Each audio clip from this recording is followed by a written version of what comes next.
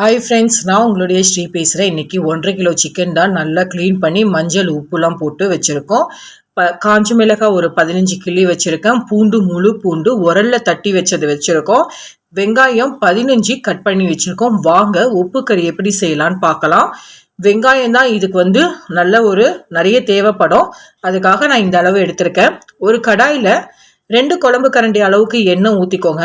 பட்டை, லவங்க, கிராம்பு, ஏலக்காய் எல்லாமே ஒரு 2 போட்டுக்கிறேன். நான் காஞ்ச மிளகாய் கிள்ளி வச்சதை நம்ம போட்டுடலாம்.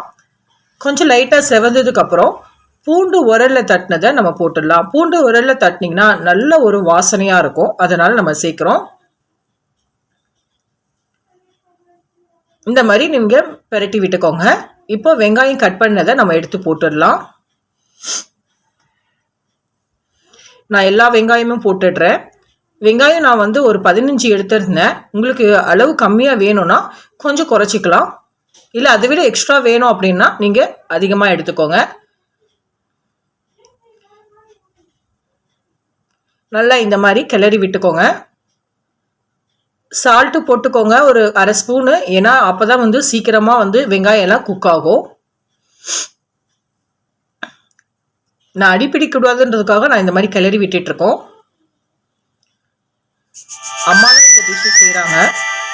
சூப்பரான ஒரு எம்மியான டிஷ்ஷு.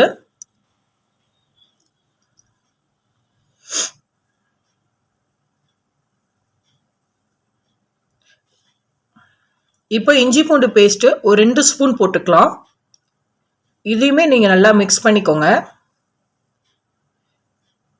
இப்போ நம்ம ஊற வச்ச கறி எடுத்து நம்ம மிக்ஸ் பண்ணிடலாம்.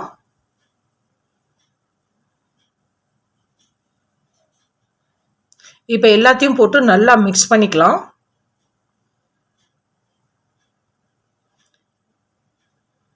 இந்த மாதிரி நல்லா பெரட்டி விட்டுக்கோங்க.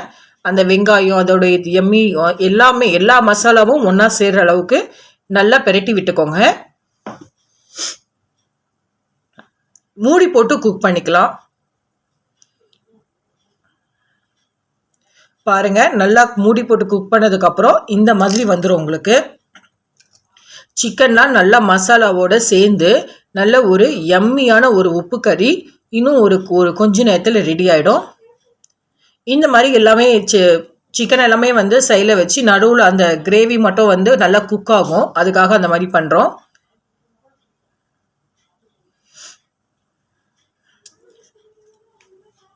உண்மையிலே உப்பு கறி ரொம்ப எம்மியாக இருக்கும், ரொம்ப டேஸ்டியாக இருக்கும். இது நான் போண்டா கோழி தான் எடுத்திருக்கோம். நீங்கள் நாட்டுக்கோழியில் செஞ்சீங்கன்னா இன்னும் உடம்புக்கு ரொம்ப ஹெல்த்தியாக இருக்கும் இது. பட் வெயில் ரொம்ப அதிகமாக அடிக்கிறதுனால நீங்கள் கொஞ்சம் குறைவாக எடுத்துக்கோங்க.